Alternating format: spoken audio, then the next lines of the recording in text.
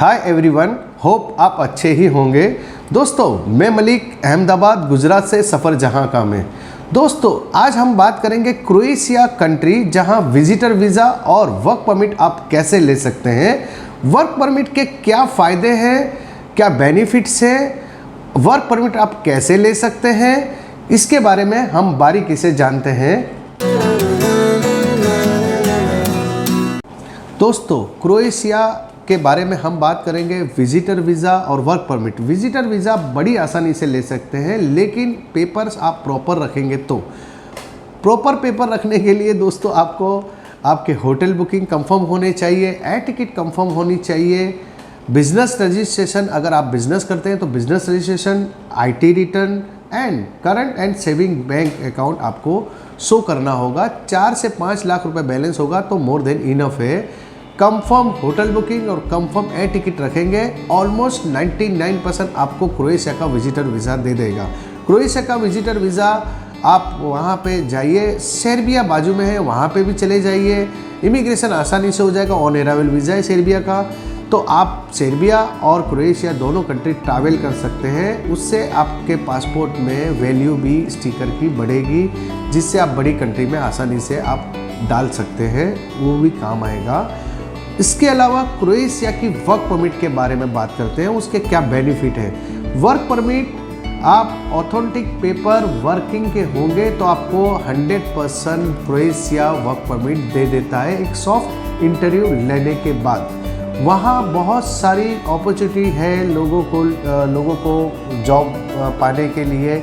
ज़्यादातर मेरा मानना है कि क्रोएशिया में वर्कर की बहुत ही नीड है, यानी लेबरिंग जॉब की, और कंस्ट्रक्शन साइट्स की, फर्नीचर बनाने वाले, और ये इंजीनियरिंग वर्कर्स करते हैं, यानी वेल्डिंग वगैरह का काम करते हैं, ये लोगों की बहुत ज़्यादा डिमांड है। तो आप वहाँ पे बहुत अच्छे से पैसा कमा सकते हैं, आपकी अर्निंग कर सकते हैं एज अ वर्किंग वीज़ा में जाते हो तो। इसके अलावा वर्किंग वीज़ा में आप जाते हो दोस्तों, तो इसके बहुत सारे बेनिफिट। मान लो कि अगर आप वहाँ जाते हो, 6-7 महीने रहते हो, अच्छा बैलेंस बनाते हो, तो दोस्तों आपको Canada, USA, UK almost 99% visa दे देता है, क्योंकि उसकी वैल्यू बहुत है। वो वीज़ा देने में वहाँ से बहुत लिबरल है, बिकॉज क्रोएशिया का और कनाडा और यूएसए के रिलेशन बहुत है, गवर्नमेंटिक रिलेशन बहुत अच्छे हैं, तो उन लोगों को ज़्यादा वैल्यू मिलती है, वीज़ा ज़्यादातर मिल जाते हैं। और इतने वहाँ के लोगों को ऑन अराइवल वीज़ा है, दैट मीन्स वहाँ वीज़ा मिलने के बहुत आसान हो जाता है हमें।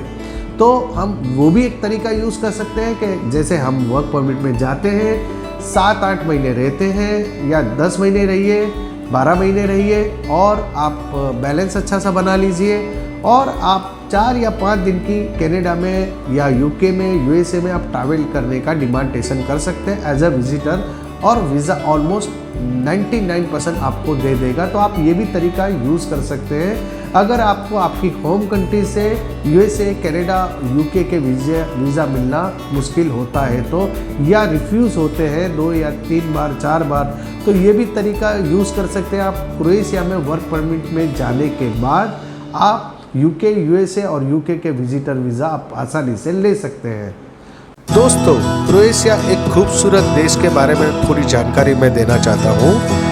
यहाँ के लोग बहुत ही दोस्तों फ्रेंडली है। यहाँ आप यकीन करो 0% क्राइम है। यहाँ का करेंसी पूना है।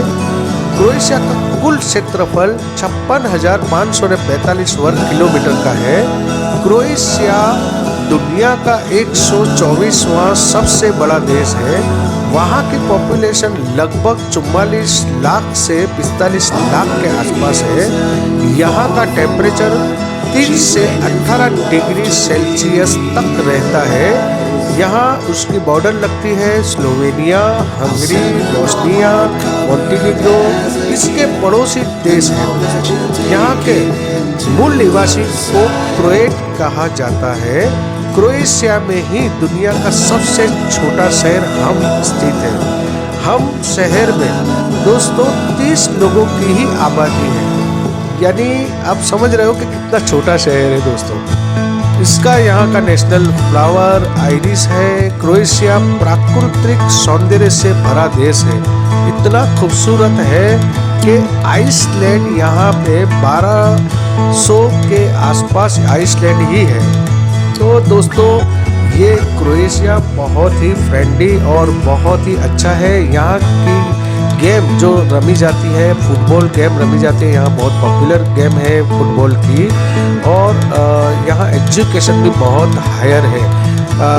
यहाँ के लोगों को, क्रोएशियन लोगों को एजुकेशन टोटली फ्री मिलता है दोस्तों। होटल वगैरह बहुत सस्ती है, चीपेस्ट है, यानी 10-15 दिन आप आराम से अच्छे सस्ते में आप रुक सकते हैं और बहुत ही इंजॉय कर सकते हैं अपनी फैमिली और दोस्तों के साथ। तो दोस्तों ये भी प्लान कर सकते हैं क्रोएशिया में। यानी अब बात है क्रोएशिया में अगर आपको विजिटर में जाना है तो बहुत अच्छा है, वर्क परमिट में जाना है तो आप अच्छे से अर्निंग कमा सकते हैं। वर्क परमिट में जाते हैं तो आप क्रोएशिया से 7 या 8 महीने में बड़ी बड़ी कंट्रियों में आप आसानी से ट्रैवल कर सकते हैं एज अ विजिटर। उसके अलावा वर्किंग वीज़ा में जाते हो, वहाँ पे आपको 10 या 15 दिन में वो TRC दे देता है। TRC आने के बाद आप ऑल सेंगन यानी पूरा यूरोप आप घूम सकते हो, कोई भी वीज़ा लेने की ज़रूरत नहीं होगी अगर आप क्रोएशिया में वर्किंग वीज़ा में है तो। इसके अलावा क्रोएशिया में विजिटर वीज़ा है तो आप सेंगन का वीज़ा लेना पड़ेगा। तो यही है दोस्तों। अगर मेरी वीडियो आपको पसंद आती है तो लाइक करना, सब्सक्राइब करना, शेयर करना और आपका प्लीज़ ध्यान रखना। मिलते हैं अगली वीडियो में मलिक के साथ सफ़र जहाँ का में।